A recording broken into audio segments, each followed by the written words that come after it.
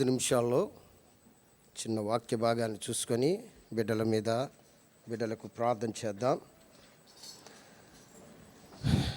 Baptism అనేది వారిచ్చిన బహిరంగ సాక్ష్యాన్ని బట్టి దేవునికి ఎంతో వందనస్తులం.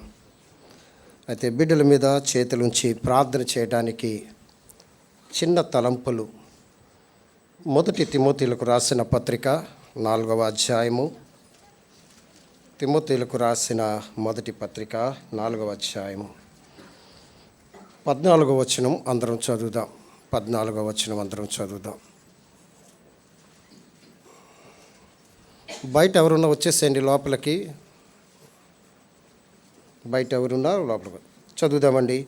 పెద్దలు హస్తనిక్షేపణము చేయగా ప్రవచన మూలముగా నీకు అనుగ్రహింపబడినవి నీలో ఉన్న వరమును అలక్ష్యము చేయకము. 15 కూడా నీ అభివృద్ధి అందరికీ తేటగా కనబడు నిమిత్తము వీటిని మనస్కరించము, వీటి అందే సాధకము చేసుకును. ఎందుకు హస్త నిక్షేపణ యొక్క ప్రాముఖ్యత ఎందుకైందంటే చూడండి, యవనుల గురించి అక్కడ రాయబడి ఉంది. బిడ్డలు వారిచ్చిన సాక్ష్యం బట్టి ఎంతో సంతోషం మనకి. పెద్దల హస్త నిక్షేపణ చేయగా ప్రవచన మూలముగా నీకు అనుగ్రహింపబడినవి నీలో ఉన్న వరమును అలక్ష్యము చేయాలి. ప్రభు వారి మీద మేము మనందరము చేతులుంచి వారి కొరకు మనం ప్రార్థన చేసినప్పుడు దేవుడు వారిని వాడుకుంటాడు. కాబట్టి అపొస్తలుడైన పౌలు తిమోతికి రాస్తూ నిన్ను కూడా అలాగే మేము ఏం చేసాం, తిమోతి నీ మీద మేము చేతులుంచి ప్రార్థన చేశాం, నిన్ను మేము పరిచర్యకి అప్పగించాం, లేకపోతే నిన్ను సంఘమున యొక్క అంగములుగా చేర్చుకుని ఉన్నాం.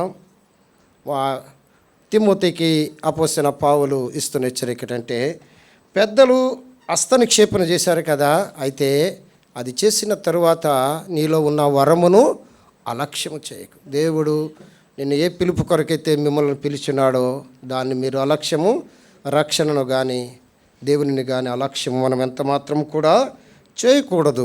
చూడండి 5వ అధ్యాయము 22వ వచనం. 1 తిమోతీలకు రాసిన పత్రిక 5వ అధ్యాయము 22వ వచనం చదువుదాం అందరమును. త్వరపడి ఎవరి మీద హస్త నిక్షేపణ చేయకము, పరుల పాపములో పాలువాడవైకుందుము, నీవు పవిత్రుడుగా ఉండునట్లు చూసి. ఇంకొక ఆజ్ఞ ఇస్తున్నాడు తిమోతికి. నీలో ఉన్న నిన్ను అభిషేకించాం, లేక నీ మీద చేతులుంచి పెద్దలుగా మేము ప్రార్థన చేశాం. నీలో ఉన్న ఆ వరమును కానీ నువ్వు అలక్ష్యము, దేవుని మందిరాన్ని మీరు అలక్ష్యము చేయకూడదు. దేవుని మీకు ఇచ్చిన రక్షణ కానీ బాప్టిజం సాక్ష్యం కానీ మాత్రము కూడా అలక్ష్యము చేయకూడదు. ఇంకొక ఆజ్ఞ కూడా తిమోతికి ఇస్తున్నాడు. త్వరపడి ఎవరి మీద హస్త నిక్షేపణ చేయకము. కానీ ఇంకోటి అంటున్నాడు, ఏమంటాడు, నీవు పవిత్రుడుగా ఉండునట్లు చూసుకో.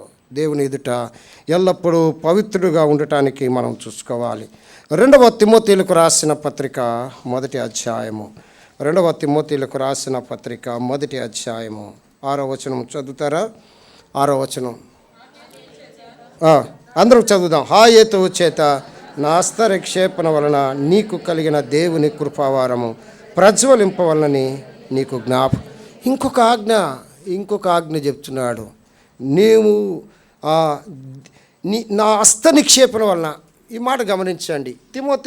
తిమోతికి ఎవరు హస్త నిక్షేపణ చేశారు? ఎవరండి?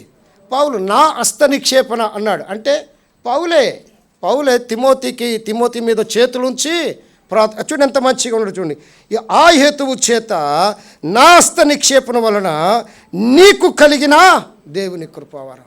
చూసారా, ఇది ఏంటంటే తెలుసా, దేవుని యొక్క సేవకులు, దేవుని పెద్దలు అందరూ కూడా హస్త నిక్షేపణ చేయడం వలన దేవుడు తన కృపావరాలతో మిమ్మలను నింపేవాడు ఉన్నాడు. తన సంఘములో అంగములుగా అంటే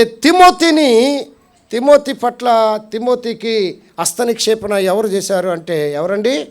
పౌలు గారు. చూడండి అక్కడ ఎంత స్పష్టంగా ఉందో.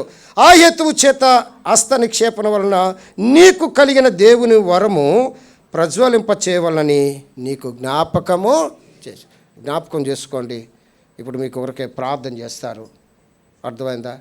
ఎప్పుడు కూడా అలక్ష్యము చేయకూడదు, పవిత్రుడుగా ఉండునట్లు చూసుకోవాలి.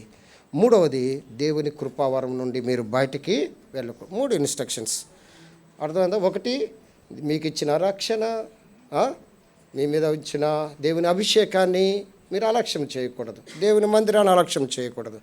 రెండవది, పవిత్రుడిగా ఉండినట్లు మనము చూసుకోవాలి. ఎల్లప్పుడూ కూడా పవిత్రత కలిగి ఉండాలి. మూడవది ఏంటండి?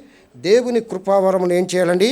ప్రజ్వలింపజేయాలి. దేవుడిచ్చిన వరాలని మనం ఉపయోగించుకోవాలి, దాచుకోకూడదు. అర్థమైందా డాడీ? దాచుకోకూడదు. ఓకేనా? మీ గురించి మేము ప్రార్థన చేస్తాం.